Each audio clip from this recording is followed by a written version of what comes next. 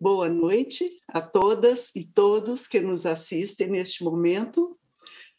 Sou muito grata aos organizadores do FLI Araxá, Tom Farias e Afonso Borges, pelo convite para estar nessa mesa que homenageia Maria Firmina dos Reis, uma escritora que, após ter ficado esquecida por tanto tempo, tantas décadas, esquecida do público e da crítica, finalmente foi redescoberta e alçada à categoria de primeira romancista, né? E mais, de precursora da temática abolicionista de nossa literatura.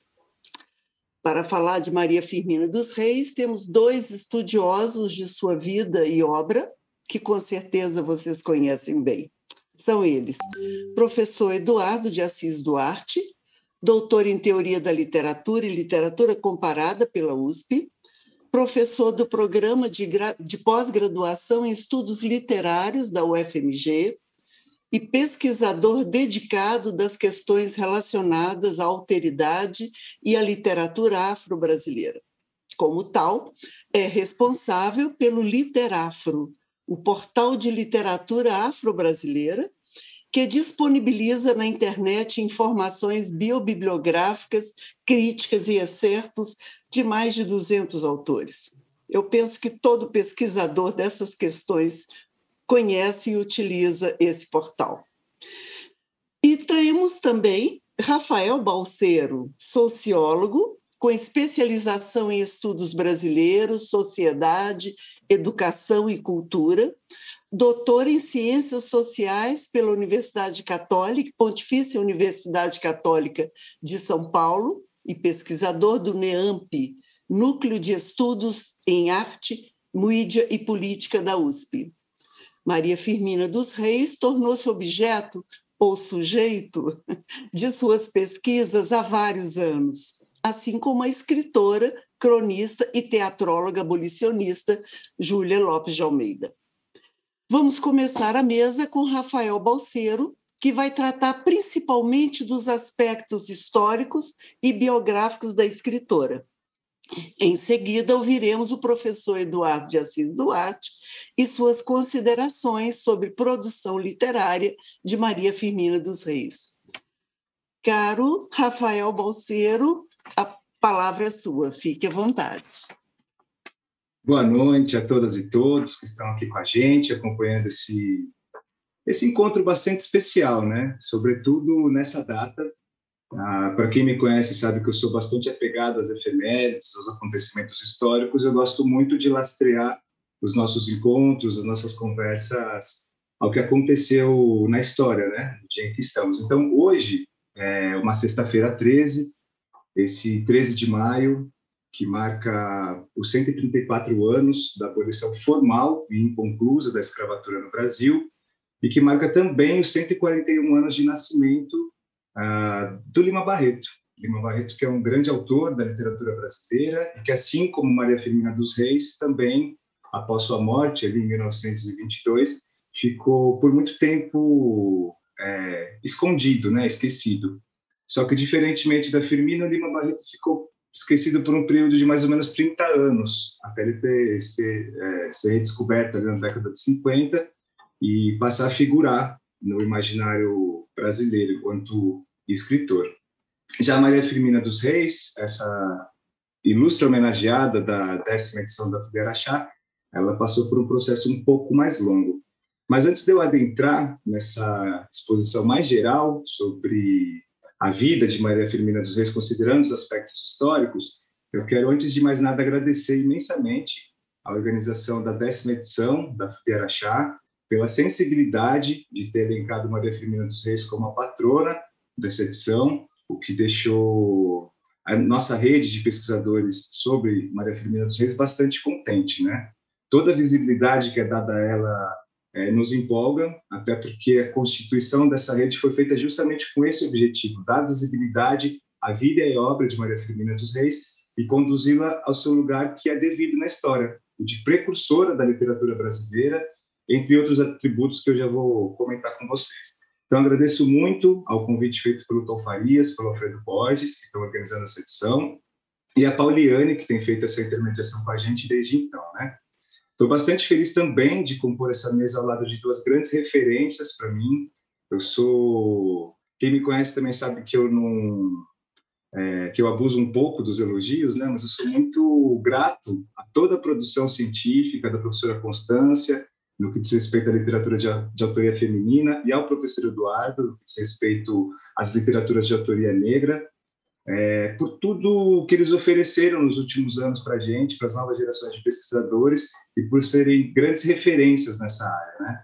É impossível passar por um objeto de pesquisa, um interlocutor de pesquisa, um sujeito de pesquisa nesse campo sem se deparar com os escritos de vocês. Eu tenho muito carinho pela professora Constância, muito carinho pelo professor Eduardo, e faço questão de deixar registrado que é um orgulho poder dividir esse espaço com vocês. Sem mais delongas, a gente, antes de iniciar essa mesa, pensou numa divisão das abordagens. Então, sendo eu um sociólogo e sendo o professor Eduardo um profissional das letras, a gente pensou em fazer 2 eixos de apresentação para vocês. O primeiro, que foi incumbido a mim, diz respeito aos aspectos históricos, historiográficos, que dizem respeito ao processo de recuperação histórica de Maria Firmina dos Reis, e a segunda parte diz respeito propriamente aos aspectos literários. Então, eu vou comentar a trajetória de vida de Maria Firmina dos Reis, enquanto o professor Eduardo vai comentar os aspectos literários, né? E, basicamente, a minha apresentação, que vai durar até mais ou menos 7h30, 7h25, alguma coisa assim, metade do tempo, ela vai passar por 3 eixos. O primeiro, mais geral, é situar quem foi Maria Firmina dos Reis, qual a importância dessa escritora e por que ela vem sendo objeto de tanto interesse nos últimos tempos, tanto da mídia especializada, quanto da nossa academia e do público leitor, de forma mais ampla. Num segundo momento, eu vou trabalhar justamente os detalhes, né, sobre esse processo de recuperação histórica da vida e da obra da Firmina, e, ao final, eu vou comentar um pouco como anda o atual estado da arte, das pesquisas que estão sendo desenvolvidas sobre ela. Então, basicamente, quem foi Maria Firmina dos Reis, né? E por que ela tem despertado tanto interesse da sociedade brasileira na atual conjuntura? Maria Firmina dos Reis, ela é considerada, ela reúne em si, na sua trajetória, uma série de pioneirismos, né? E isso eu acho bastante interessante, porque a gente está falando de uma mulher negra, escritora, que nasceu no século XIX, no Brasil, no período do Império, e numa sociedade que foi forjada com base em 2 pilares estruturantes. O escravismo, por um lado, que nos legou o racismo, né? Essa doença que persiste na sociedade brasileira, e, por outro lado, o patriarcado, que nos legou o machismo e todas as formas de sexismo, outra doença que insiste em se estabelecer nas nossas relações cotidianas, né? E naquele contexto de escravismo, de patriarcado, Maria Firmina dos Reis conseguiu romper aquela estrutura dupla, estrutura de dominação, e mesmo assim se situar como uma intelectual, como uma agente política de seu tempo e como uma escritora, que foi reconhecida em vida, bastante reconhecida no Maranhão do seu tempo. Ela não teve um alcance nacional, e talvez isso também explique um pouco, né, do porquê ela ter sido invisibilizada aí nos últimos anos, ao longo do século XX inteiro, praticamente. E, enfim, a gente tem uma primeira polêmica, que eu acho que vale a pena situar, no que diz respeito à data de nascimento de Maria Firmina dos Reis. E eu venho conversando com o professor Eduardo sobre isso, com a nossa rede de pesquisadores, porque é muito comum, nessas pesquisas mais contemporâneas sobre a vida e obra dela, a gente se deparar com informações que ora se confirmam, ora se desconfirmam, e que vão constituindo, por um lado, a biografia dela, por outro lado, vão desconstituindo, e às vezes a gente publica um texto com uma informação, passa uma semana, vem uma outra informação, o texto já fica desatualizado, e depois a informação que estava confirmada volta a ser. Mas esse ano, a princípio, a gente comemora os 200 anos de nascimento de Maria Firmina dos Reis. Só que até o ano de 2017, a data correta para se comemorar todos os anos essa efeméride era o dia 11 de outubro de 1825. Então, em tese, Maria Firmina dos Reis esse ano completa 200 anos de nascimento, mas, de fato, 197 anos. Eu vou começar por essa informação, que seria a última, para a gente situar essa questão. Recentemente, agora no dia 11 de março de 2022, foi publicada lá em São Luís do Maranhão, essa obra chamada Maria Firmina dos Reis e o Cotidiano da Escravidão no Brasil. É uma obra do pesquisador Agenor Gomes, que integra o Instituto Histórico e Geográfico de Guimarães, e é uma pesquisa de fôlego que estava sendo bastante aguardada por nós pesquisadores. É um trabalho que foi feito com base em fontes originárias ali, né? Fontes documentais que estavam em determinados arquivos não abertos ao público, pesquisador, e essa pesquisa feita pelo Agenor, ela tem preenchido algumas lacunas.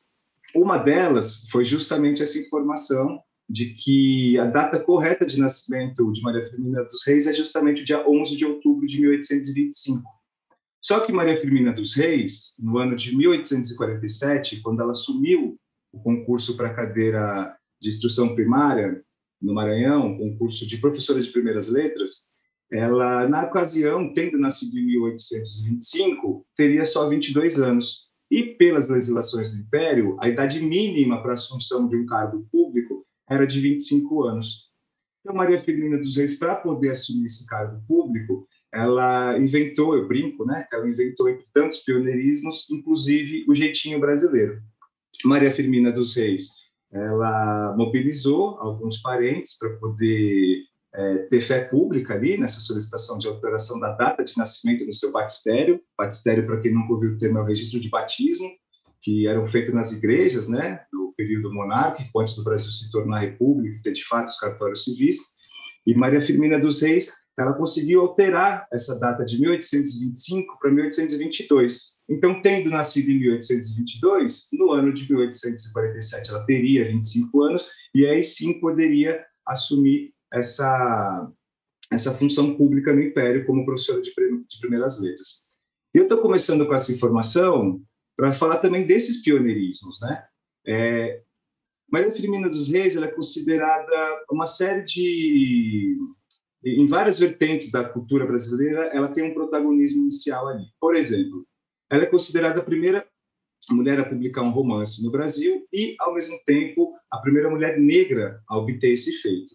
E, segundo o levantamento que o professor Eduardo de Assis Duarte tem feito, ela também pode ser considerada a primeira autora negra a publicar um romance em todo o mundo lusófono. Ou seja, em todos os países que falam a língua portuguesa, Maria Firmina dos Reis é considerada a primeira romancista negra.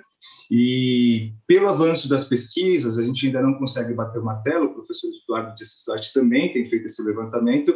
Muito provavelmente ela pode ter sido a primeira romancista negra do mundo, né? A gente ainda está checando essas informações. É sempre muito delicado quando a gente lida com literatura de autoria feminina, sobretudo no século XIX, porque muitos desses textos eles foram não publicados, muitos desses textos se perderam nas gavetas da vida, muitos desses textos simplesmente não vieram a público. Então, pode ser que, com o avanço das pesquisas, a gente encontre, inclusive, autoras que antecederam a Firmina. Mas, ao que tudo indica, e pelo atual estado da arte, a gente sabe hoje que ela é pioneira no Brasil nesse aspecto. E, além de ser a primeira romancista e também a primeira romancista negra da nossa literatura, e aqui eu vou focar especificamente no Brasil, Maria Firmina dos Reis também é considerada a primeira escritora a introduzir no gênero romance o drama do cativeiro, o drama da escravização negra. Então, quando a gente pensa do ponto de vista simbólico da historiografia literária, as grandes referências aí da nossa literatura em termos de abolicionismo, que inclusive é o tema da nossa mesa, né, Maria Firmina dos Reis, abolicionista e libertária, geralmente um dos primeiros nomes que vem em mente é Castro Alves, com seu famoso poema O Navio Negreiro. Só que esse poema O Navio Negreiro ele foi declamado pela primeira vez no ano de 1868, ou seja, 10 anos antes da Firmina trazer a público o seu romance inaugural, Úrsula. E antes de eu comentar essa questão da publicação do romance, eu queria só elencar os demais pioneirismos, né, em torno da vida dela. A Firmina também é considerada a primeira escritora a publicar um romance de cunho abolicionista no Brasil, e aqui eu estou chamando a atenção para essa expressão, de cunho abolicionista no Brasil, porque a gente não pode dizer que Úrsula é um romance abolicionista propriamente dito, o termo correto seria um romance anti-escravista, né? Já que o abolicionismo, enquanto movimento social, ele se configura um pouco depois, ele se estabelece, de fato, a partir do final da década de 60, então ele vai de 1868 até 1888, nesta data de hoje, né, 13 de maio, do ano de 1888, e é um romance que, embora não possa ser classificado como abolicionista, diferentemente do Conto à Escrava, que é publicado em 1887, é um romance que traz em si o embrião do que viria a ser o abolicionismo na literatura brasileira e também na vida política brasileira. A Firmina também é considerada... Essa informação é uma informação que ainda precisa ser checada, porque muita gente diz, inclusive eu já disse em alguns artigos, que ela é a idealizadora da primeira escola mista no Brasil, fundada no município de Massaricó, ali no interior do Maranhão, no ano de 1880, 1881. Essa é uma informação que conflitua também, mas naquele contexto, 80, 81. E eu digo que não dá para cravar que é a primeira escola mista do Brasil, porque a partir da década de 1870, por exemplo, a gente já tinha algumas incursões de matriz evangélica e também de matriz católica no Brasil, estabelecendo essas escolas de primeiras letras para meninos e meninas no mesmo espaço. Então, um caso clássico aqui de São Paulo, o estado de onde eu estou falando, é a escola americana, que é conhecida hoje como Universidade Presbiteriana Mackenzie. Ela foi fundada em 1870 e, em 1870, a gente já tem registros de ter escolas para meninos e meninas no mesmo espaço. E tem alguns registros anteriores, década de 60 e 50 do século XIX, de escolas católicas que tinham essa premissa. E a gente sabe que o ensino para meninas e o ensino para meninos era bastante diferenciado, né? A ideia era formar o homem para a vida pública, enquanto a educação voltada para as meninas era voltada para o ambiente restrito ao lar, as atividades privadas, portanto, domésticas. Entre os pioneirismos também, a Firmina ela é considerada... Isso é uma questão que eu tenho pensado, assim. Ela é considerada por alguns autores como a primeira folclorista do Brasil, antecedendo nomes importantes do nosso folclorismo, como Machado de Assis, como Mário de Andrade e como Luiz da Câmara Cascudo, porque ela tinha esse hábito de reunir, não só de reunir, mas também de compor, né? Músicas populares, canções para feriados, Bumpas Meu Bois e coisas do tipo. E uma temática que eu venho pensando também em relação à música, que é uma vertente pouco explorada de Maria Firmina dos Reis, é o pioneirismo dela em relação ao fato de ter sido ou não a primeira compositora do Brasil. Porque quando a gente pensa o nome de compositora, de peso, maestria e tudo mais, vem sempre à mente o de Chiquinha Gonzaga, né? Só que a Chiquinha Gonzaga nasce em 1847, que é um ano que, em tese, a Firmina já teria 22 ou 25 anos, dependendo da data que a gente considerar de nascimento dela, né? O grande problema é que a gente não sabe as datas das composições musicais de Maria Firmina dos Reis. A gente sabe que ela compunha partituras com letra, com toda a parte... Eu não sou da música, então eu não entendo direito essas noções, mas ela, com letra e a própria música ali, né, com suas partituras, ela já compunha, e provavelmente, quando a Chiquinha, tendo nascido em 1847, chegou à vida adulta, a Firmina já estaria na casa de seus 50 anos, e provavelmente ela também antecedeu a Chiquinha Gonzaga, o que seria alguns desses pioneirismos. As principais produções de Maria Firmina dos Reis, que a gente tem conhecimento, são esse romance Úrsula, que vem datado do ano de 1859, portanto, 10 anos, mais ou menos, aí antes do Castro Alves, e é uma outra questão que está em aberto. Por quê? Porque a gente sabe que na folha de rosto ali do livro aparece essa data, 1859, coincidentemente, mesmo ano em que Luiz Gama publica em São Paulo suas primeiras trovas burlescas de Getulino, só que o romance, a gente sabe que ele foi de fato veiculado a partir de agosto de 1860, por conta de alguns anúncios de venda do livro em periódicos locais ali de São Luís, né? Só que também foi encontrado recentemente uma resenha, no ano de 1857, num jornal maranhense também, em que é apresentado o romance Úrsula para o público leitor. Ou seja, em 1857 era um livro que já estava provavelmente pronto, já estava sendo anunciado, e a partir de então a Firmina precisou encontrar recursos para poder publicar. A gente sabe que a publicação de livros no Brasil do século XIX era muito difícil, as tipografias no país eram poucas, a tecnologia que a gente tinha aqui ela não era a mais avançada para o período, então era um processo custoso.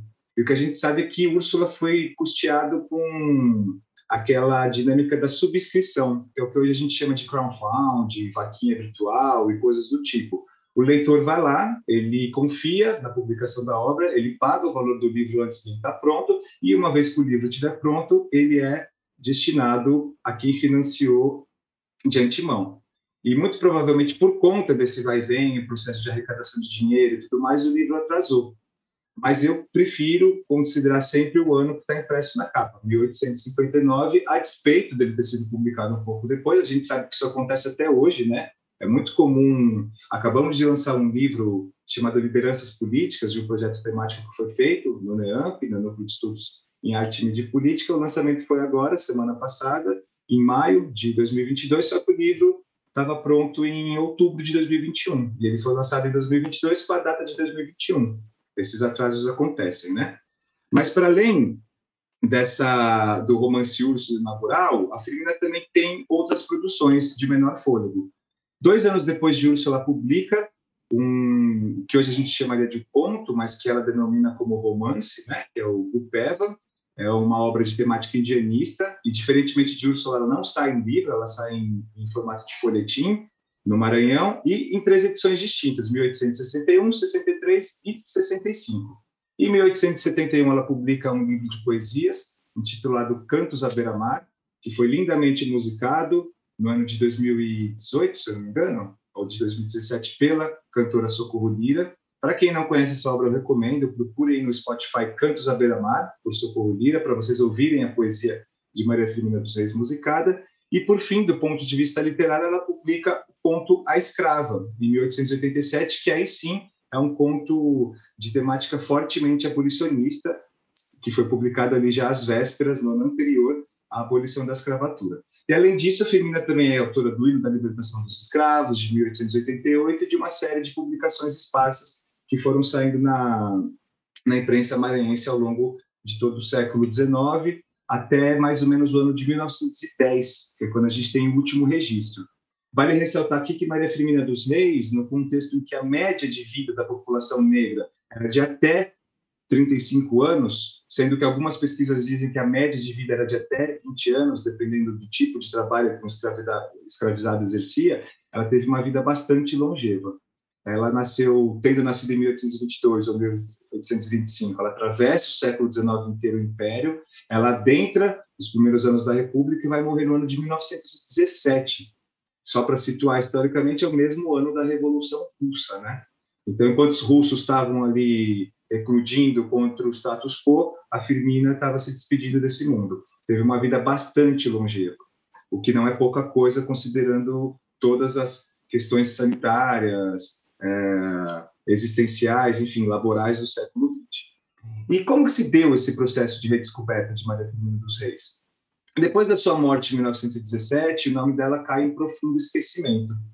E ela só passa a ser reconhecida ou minimamente redescoberta no ano de 1962, quando um bibliófilo paraibano, um historiador também chamado Horácio de Almeida, estava andando ali pelas ruas do centro do Rio de Janeiro e comprou um lote de livros que tinha uma série de títulos, dentre os quais um romance intitulado Úrsula, escrito por uma maranhense, sem a assinatura da autora. Ao ler esse livro, Horácio de Almeida ficou perplexo. Falou: quem é essa mulher, no século XIX, 1859, maranhense, que não dá o seu nome, né, não diz quem é, publicando um romance que pode, de fato, ser o precursor do tema do abolicionismo na literatura. E ele não consegue muitas pistas, porque ele estava no Rio de Janeiro. Só que, quase 10 anos depois, no ano de 1973, depois dele ter veiculado algumas informações na imprensa dizendo que tinha encontrado esse romance, que quem soubesse de informações poderia procurá-lo, um jornalista lá do Maranhão, José Nascimento Moraes Filho, ele ficou encantado com a novidade e juntou uma equipe de pesquisadores para poder explorar nos arquivos públicos da Biblioteca Benedito Leite, no Arquivo Público do Maranhão e demais fontes, a origem dessa possível escritora maranhense, que seria também essa precursora da literatura tanto local quanto brasileira. E foi um esforço concentrado aí entre, basicamente, quase 3 anos de pesquisa, 1973, 74 e 75, em que eles encontraram uma série de pistas sobre Maria Firmina dos Reis, que foi publicada justamente no ano de 1975, o ano que se comemorava, e que volta a se comemorar, os 150 anos de nascimento dela, né, o Sesc Centenário, e foi feito um grande evento no Maranhão para poder publicar as obras de Firmina, para poder dar vida a ela novamente, e foi um ano muito importante, assim, a gente não pode esquecer que foi no contexto da ditadura militar brasileira, né, e que até hoje Maria Firmina dos Reis é uma autora perigosa.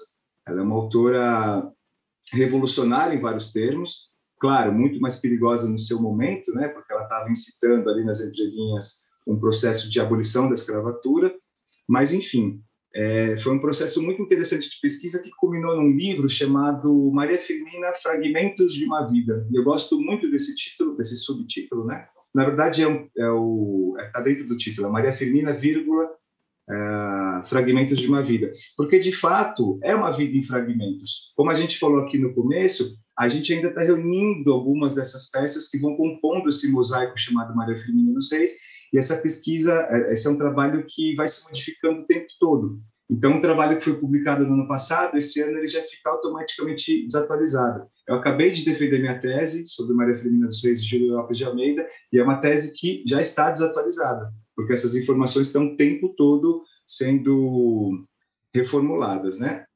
Eu não sei se eu tenho, já são 7h28, eu não sei se eu tenho muito mais tempo, mas eu vou só fazer um último comentário aqui, que é pensando assim, o que levou uma autora tão importante como Maria Firmina dos Reis ao processo de esquecimento, de silenciamento, de apagamento, de invisibilização e por aí vai.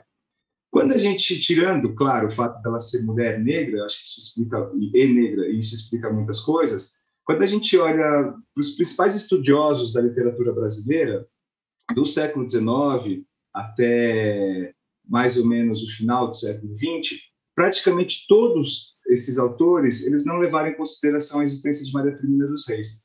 E esses livros são todos mais ou menos com nomes parecidos, né? Ou é a história da literatura brasileira, ou é pequena história, ou é uma história concisa, ou uma introdução à literatura brasileira e por aí vai. Então, quando a gente pega nomes como Silvio Romero, José Veríssimo, Ronald de Carvalho, Nelson Werneck Sodré, Frânio Coutinho, próprio Antônio Cândido, entre outros, nenhum deles coloca no seu levantamento o nome de Maria Firmina dos Reis. E por que será? Né, acho que é uma questão que eu não vou responder agora, eu vou botar para uma reflexão do público que está acompanhando a gente, mas isso explica muito, assim, uma autora pioneira que tem uma obra de suma importância para a história da literatura brasileira, para a historiografia literária como todo, ela ficou por muito tempo esquecida. E esse processo de recuperação, ele tem ganhado mais fôlego, sobretudo a partir de dois marcos, né? Um que eu gosto sempre de trazer é a coletânea organizada pelo professor Eduardo de Assis Duarte, publicada em 2011. Já faz 11 anos, professor. Passou rápido, né? Essa coletânea apresentou Maria Firmina dos Reis para uma nova geração de pesquisadores que estava ávida por um novo objeto de pesquisa, né? Por uma autoria que fosse mais complexa, que levasse em consideração esses marcadores sociais da diferença, as interseccionalidades. Então, Maria Firmina dos Reis é muito interessante porque a gente pensa todos esses processos. Como era ser mulher, negra, escritora, situada no norte do Brasil, longe dos perímetros da corte, e mesmo assim conseguir trazer ao público a sua produção artística, né, num contexto em que as mulheres eram completamente desestimuladas a qualquer atividade considerada pública. Além desse marco de 2011, que foi a publicação da antologia, acho que o outro grande marco foi o ano de 2017, que marcou o centenário de morte da Firmina, e com isso ela acabou ganhando bastante visibilidade, até por conta desse burburinho que a rede de pesquisadores sobre ela tem feito, né? Tentando ocupar os espaços, trazer a Firmina para discussão, assim como a gente está fazendo nessa mesa, e por isso a gente fica muito agradecido, né? Quando a Firmina ela é escolhida como patrona de um festival tão importante, na sua 10ª edição, como a Folia Araxá, isso é mais uma forma da gente poder discutir a sua vida e obra, poder resgatar Maria Firmina dos Reis, inclusive poder contemporaneizar essa produção. Porque muita gente fala, mas é uma escritora lá do século XIX, pioneira, que escreve num português muitas vezes arcaico, num gênero que é o romance de cunho romântico, né? O melodrama do drama. Mas, a despeito disso, assim, acho importante sempre frisar, a luta colocada por Maria Firmina dos Reis naquela época é uma luta que continua valendo até hoje. Nesse 13 de maio de 2022, que marca aí os 134 anos da abolição formal e inconclusa da escravatura no Brasil, a gente segue, enquanto sociedade, nos deparando com os mesmos dilemas que Maria Firmina dos Reis denunciou lá atrás, há 163 anos já, né, desde a publicação de Úrsula.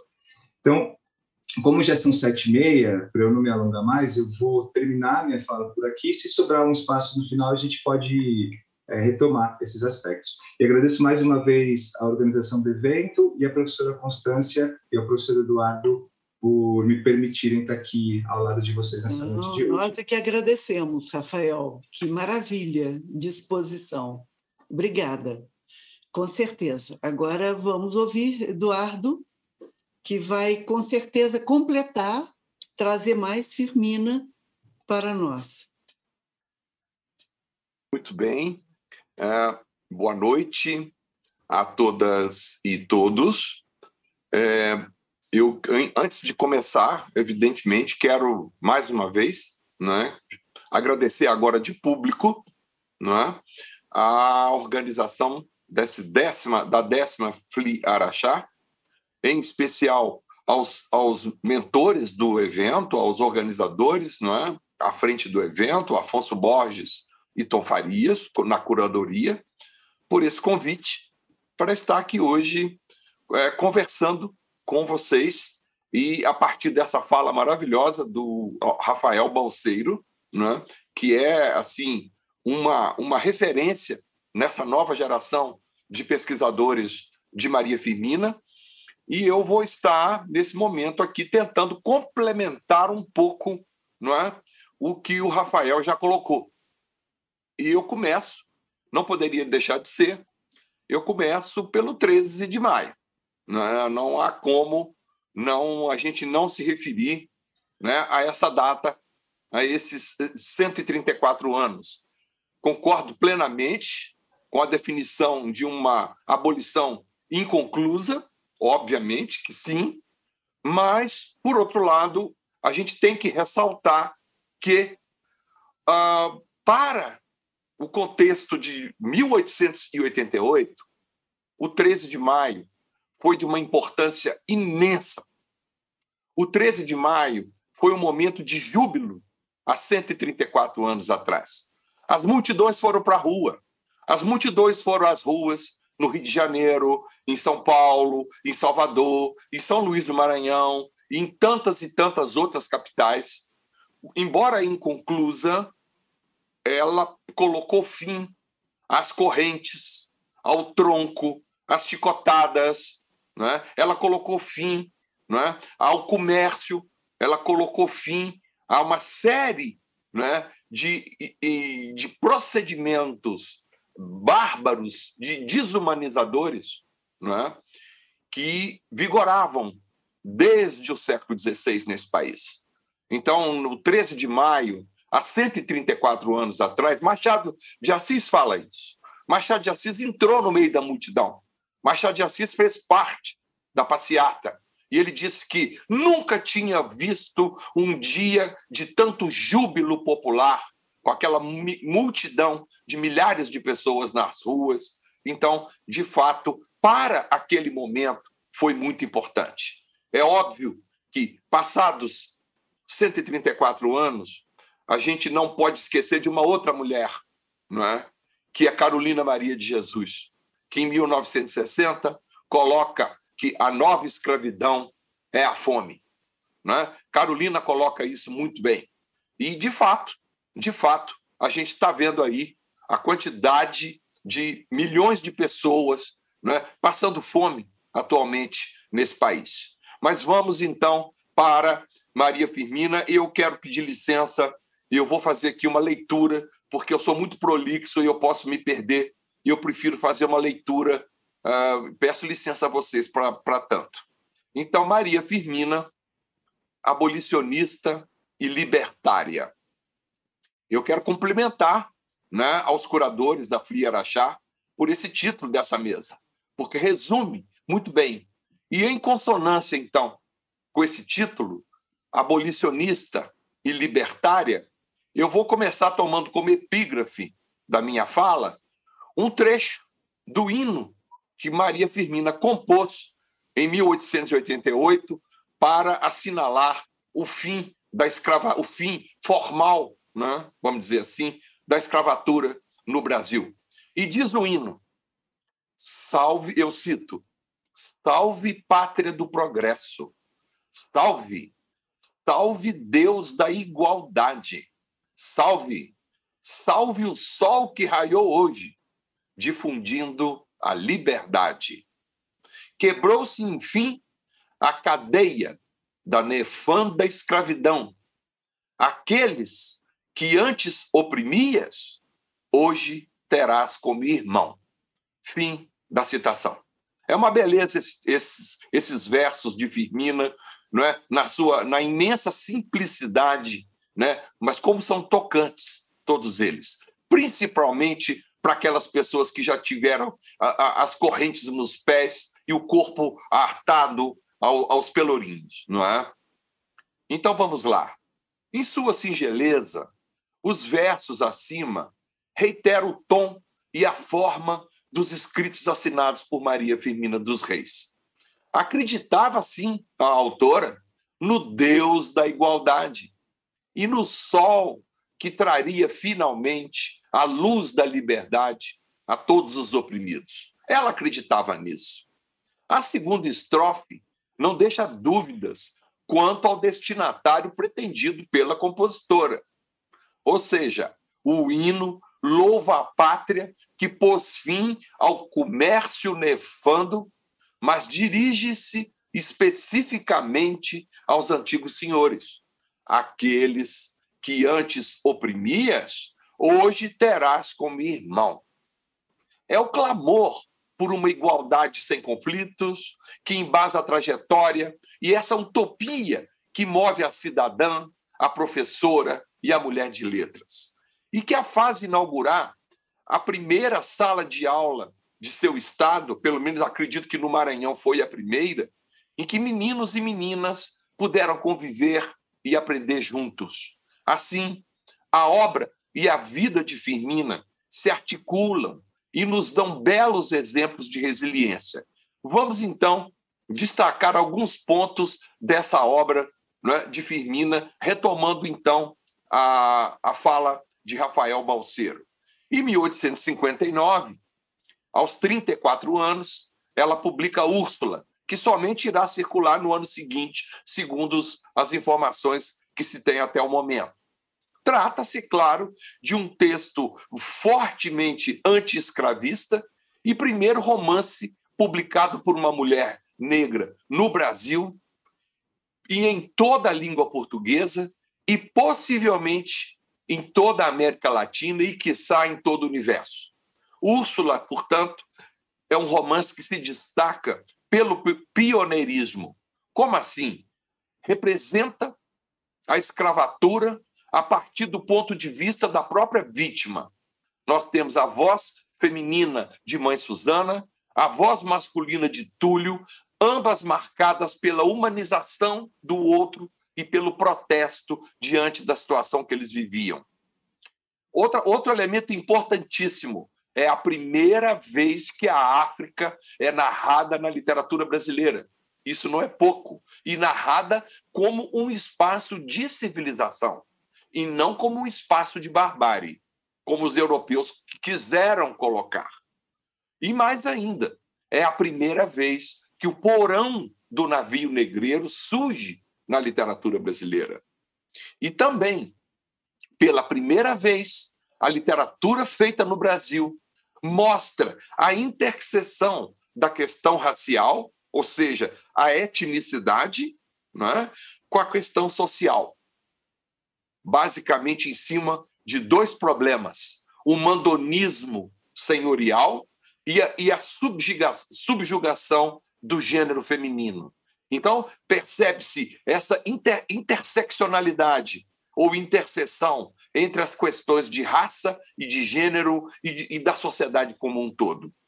Úrsula se encaixa, portanto, perfeitamente no contexto de produção da narrativa que imperava no século XIX, que é o romantismo folhetinesco. Por esse ângulo de abordagem, a gente pode se aquilatar o quanto que Firmina se apropria do que modernamente, contemporaneamente, a filósofa feminista Teresa de Lauretis chama de tecnologia de gênero. Ou seja, tecnologia esta que estava presente em muitas das narrativas de fácil degustação popular, a fim de utilizá-la como instrumento a favor da dignificação dos oprimidos, em especial a mulher e o escravo. O triângulo amoroso, formado pela jovem Úrsula, seu amado Tancredo e pelo tio comendador, que surge no texto como encarnação de todo o mal sobre a terra, ele é o vilão, daí o exagero, esse trio ocupa o plano principal das ações, do romance. Além de assassinar o pai e abandonar a própria irmã, no caso, a mãe de Úrsula, não é? Anos e anos entrevada numa cama, o comendador compõe a figura sádica do senhor cruel que explora a mão de obra cativa até o limite das suas forças. Ao final, enlouquecido de ciúmes, não é? O vilão mata Tancredo na própria noite do casamento deste com Úrsula, o que provoca a loucura e posterior falecimento da heroína e o inconsolável remorso que também leva esse tio à morte, não sem antes passar pela libertação de seus escravos e pela reclusão num convento. O texto do romance, portanto, descarta o happy end, não é? E opta pelos esquemas consagrados do romance gótico a fim de estabelecer a empatia com o público. E isto num país, num Brasil do século XIX, que tinha, segundo dados da época, 84% da população mergulhada no analfabetismo, segundo o censo de 1872, e sendo que o público letrado, ou seja, os 16% restantes, pertencia majoritariamente à elite branca da sociedade. Nessa linha, o livro cresce na medida em que emergem os dramas dos escravizados.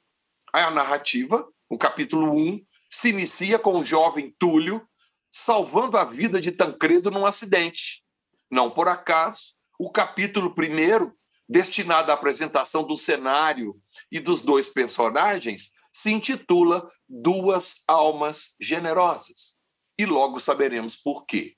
De imediato, destaca-se a humanidade condoída do sujeito afrodescendente, cujo perfil dramático e existencial vai além, muito além, da mera força de trabalho. Eu cito, então, o texto de Firmina, e a fala é do negro Túlio, escravizado. Ele diz: que ventura, disse ele, erguendo as mãos ao céu, que ventura podê-lo salvar. O homem que assim falava era um pobre rapaz que, ao muito, parecia contar 25 anos e que, na franca expressão de sua fisionomia, deixava adivinhar toda a nobreza de um coração bem formado. O sangue africano refervia-lhe nas veias. O mísero ligava-se à odiosa cadeia da escravidão. E embalde o sangue ardente que herdara de seus pais e que o nosso clima e a servidão não puderam resfriar, embalde, dissemos, se revoltava, porque se lhe erguia como barreira o poder do forte contra o fraco. Fim da citação. A composição do personagem já indica a perspectiva que orienta a representação do choque entre as etnias no texto de Maria Firmina dos Reis. A escravidão é odiosa, mas nem por isso endurece a sensibilidade do jovem negro. Eis a chave para compreender a estratégia autoral de denúncia e combate ao regime sem agredir em demasia as convicções dos leitores brancos. Claro, é um livro escrito para a elite branca. Não podemos ter dúvida disso. Não é? Túlio é uma vítima e não algoz. Sua revolta se faz em silêncio, pois não tem meios para confrontar o poder dos senhores. Não os sabota, nem os rouba, todavia, como os escravos presentes em Vítimas Algozes, de Joaquim Manuel de Macedo, publicado 10 anos depois, em 1869. Seu comportamento pauta-se pelos valores cristãos, apropriados pela autora, a fim de melhor propagar seu ideário. E eu cito novamente a narradora do romance. E ela diz: Senhor Deus, quando calará no peito do homem a tua sublime máxima, ama teu próximo como a ti mesmo, e deixará de oprimir com tão repreensível injustiça ao seu semelhante, àquele que também era livre do seu país, àquele que é seu irmão? Gente, e isso é revolucionário para o século XIX.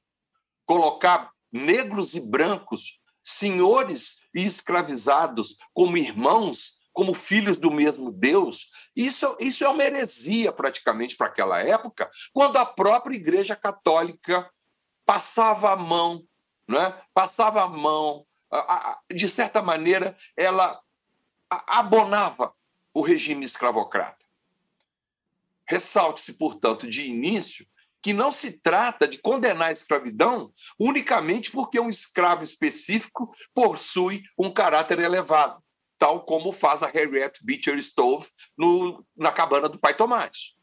Trata-se de condenar a escravidão enquanto instituição. E a autora o faz a partir do próprio discurso religioso, oriundo da hegemonia branca, que afirma serem todos irmãos, independentemente da cor da pele. Se pensarmos em termos do longínquo ano de 1859 e da longínqua província do Maranhão, poderemos aquilatar o quanto tal postura tem de avançado num contexto em que a própria Igreja Católica respaldava o sistema escravista, conforme demonstrado, por exemplo, nos escritos do padre Antônio Vieira, entre outros. E não é só.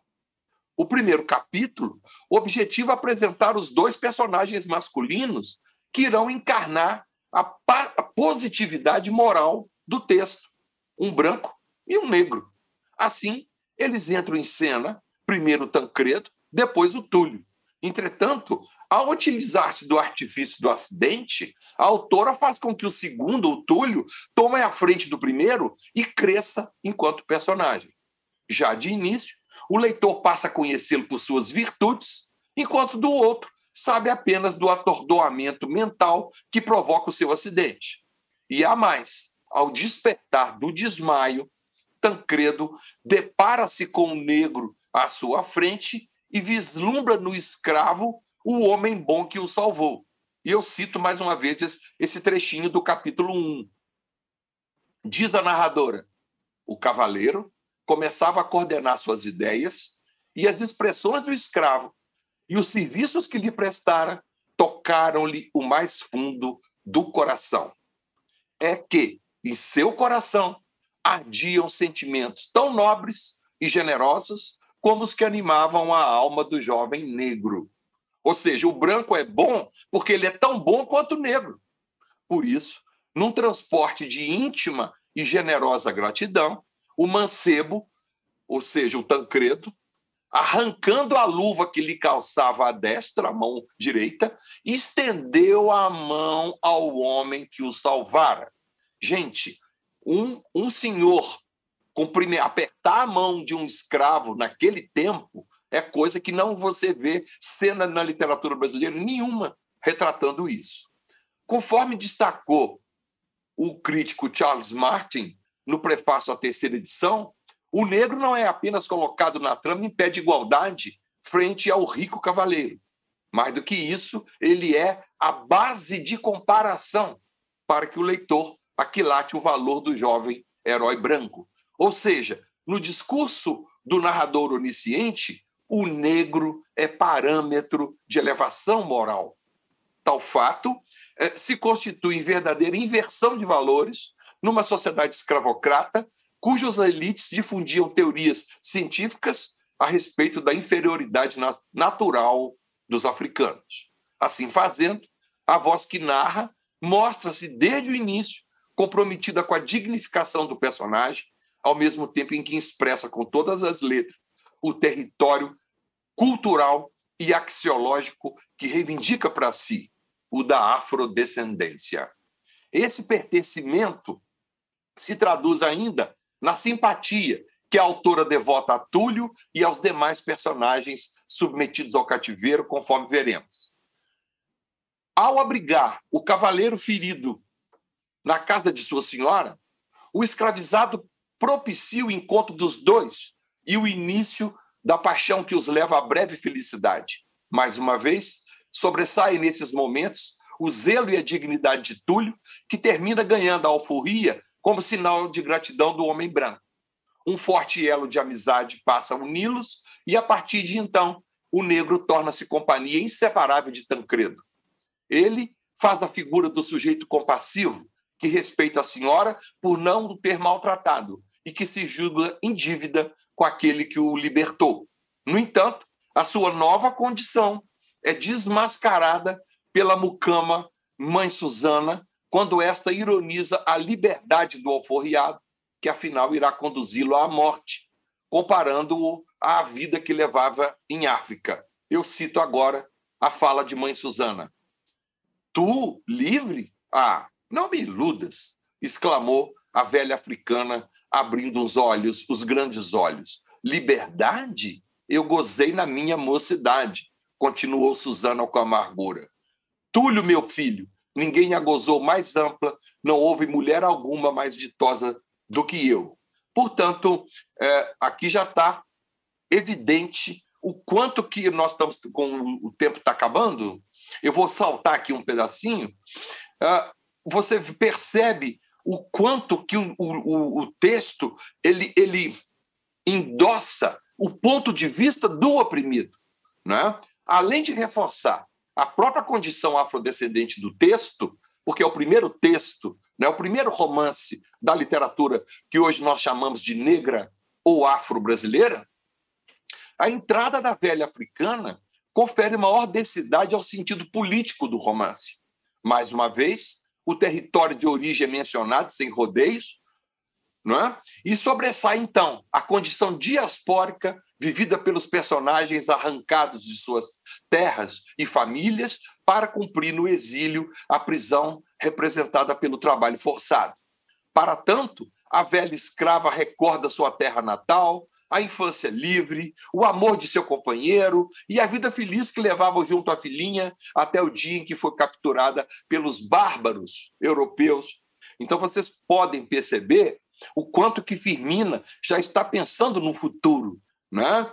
Então, Firmina tem uma série de relações com outros depoimentos a respeito desse aprisionamento e desse sequestro. Eu citaria, por exemplo, a biografia, não é, do africano Mahoma Gardo Bakwakwa, entre outros, e eu queria falar rapidamente, para encerrar, do conto A Escrava.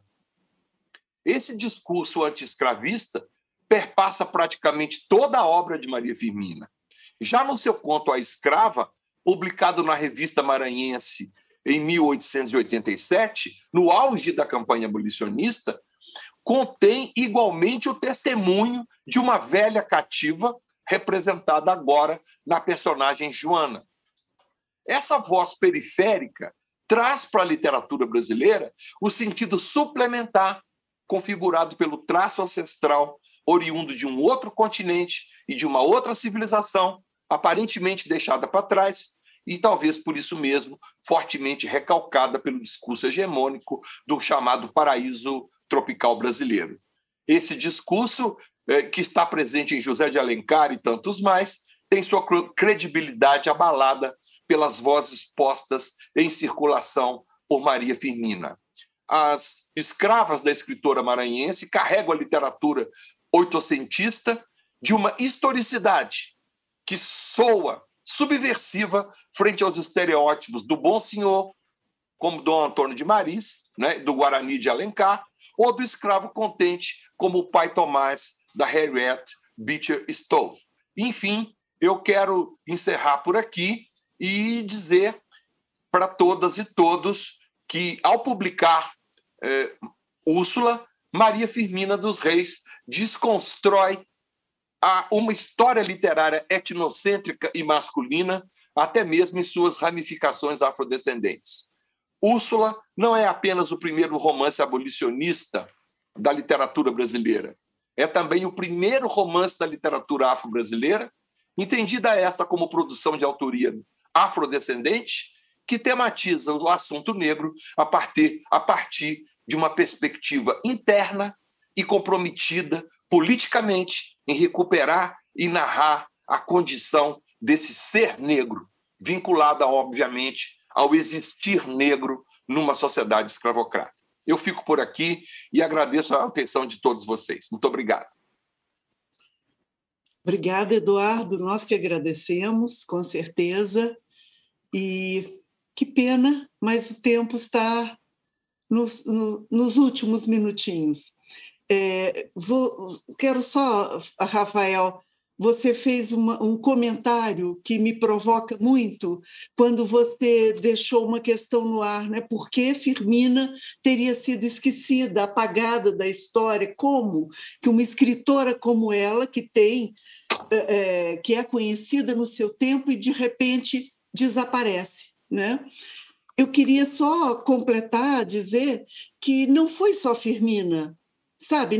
Isso não aconteceu só com Firmina, isso aconteceu com todas as nossas escritoras brancas, da elite também, como Firmina era no seu tempo, no seu estado, na sua cidade, com as escritoras, sabe? Todas. Júlia Lopes, que você estudou, você conhece bem a produção de Júlia Lopes, do que ela foi capaz de fazer. Júlia Lopes caiu no esquecimento total. Dos anos 90, 2000 para cá, que voltamos a conhecer, graças a um trabalho de resgate, um empenho de pesquisadoras e pesquisadores em rever a literatura brasileira. Tá? Então, é isso. Eu vejo essa mesa, esses estudos, a sua rede de pesquisadores da Firmina, são antídotos contra o memoricídio. Eu vejo assim, as escritoras sofreram de memoricídio, esse apagamento da memória, esse apagamento desapareceram do cânone, não entraram, devido a um corporativismo masculino. Você pergunta por quê? Porque os homens estavam todos os espaços de poder, né? Os homens estavam nas tipografias, no governo, em tudo. Eram os homens. E eles simplesmente ignoravam na hora de reeditar, de chamar uma escritora para uma antologia, para um escritor para uma antologia ou para um dicionário, não lembravam das suas contemporâneas, inclusive. Simples assim. Elas foram esquecidas. Algumas foram apagadas ainda em vida. Antes mesmo de morrerem, já estavam sendo esquecidas. É por aí. Mas que bom que Firmina está sendo revista, né? Reestudada, está sendo novamente lida por todos e tema de tantas teses, tantas monografias, tantos trabalhos acadêmicos. Passo a palavra a vocês, eu agradeço mais uma vez a coordenação da FLI Araxá e passo a palavra para vocês, Eduardo e Rafael, para se despedirem também. Obrigada a todos, a todas que nos acompanharam até esse momento. Rafael? Infelizmente, nosso tempo é curto, a gente poderia abordar uma série de outras frentes de análise sobre a Firmina dos Reis. Só antes de me despedir, eu vou trazer um último dado, bem rapidinho. Para uma autora que até o ano de 2017 praticamente era considerada uma ilustre desconhecida pela grande maioria do público brasileiro, hoje a gente tem um número que é bastante interessante para se observar. O romance Úrsula, ele já conta com 31 edições. Incrível. 31. 31. Incrível. Para vocês terem uma noção, ele foi sendo publicado paulatinamente desde 1859, com um espaçamento de 116 anos, e nos últimos anos, em 2017, a gente teve 4 reedições, né, do romance. Em 2018, pasmem, 9 reedições do romance. Em 2019, mais 2. Em 2020, mais 2. Em 2021, mais 7.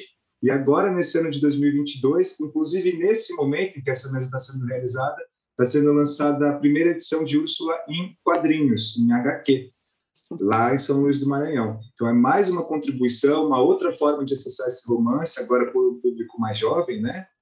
Claro que para todas as idades, mas preferencialmente para um público mais jovem. Então, para alguém que estava esquecida, esses números mostram que a Firmina virou um verdadeiro fenômeno literário. Um grande feito. Para a Firmina. Então, é um dado maravilhoso. 31 edições de um romance que ficou por tanto tempo desconhecido, que demorou 116 anos para ter uma segunda edição, lá em 1975.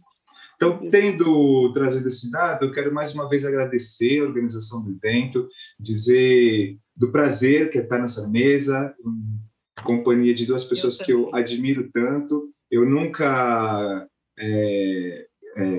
economizo nos elogios, então, obrigado, professora Constância, por toda a sua trajetória até aqui, por toda a sua contribuição intelectual, professor Eduardo também, com quem eu venho constituído uma amizade muito afetuosa, e, enfim, 2 pessoas pelas quais eu tenho muito carinho.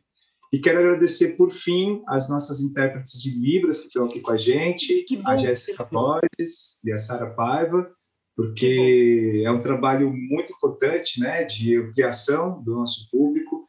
E obrigado a vocês todos. E que quem esteja nos ouvindo nesse momento continue acompanhando a programação da feira, do festival, desculpa, porque está belíssimo, foi pensado com muito carinho e, como eu disse nas redes sociais para divulgar, promete fortes emoções. E é isso, gente. Um viva Maria Firmina dos Reis. Viva!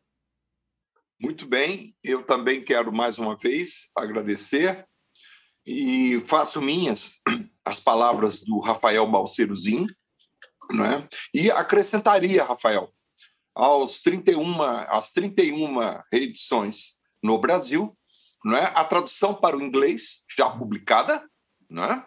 De autoria da professora Cristina Pinto Bailey, desculpem, e também a tradução para o francês, que já está em andamento. Portanto, muito obrigado pela audiência, a todas e todos, e aos organizadores desse evento, que homenageia, com muita justiça, Maria Firmina dos Reis. Um grande abraço e até a próxima. Obrigada.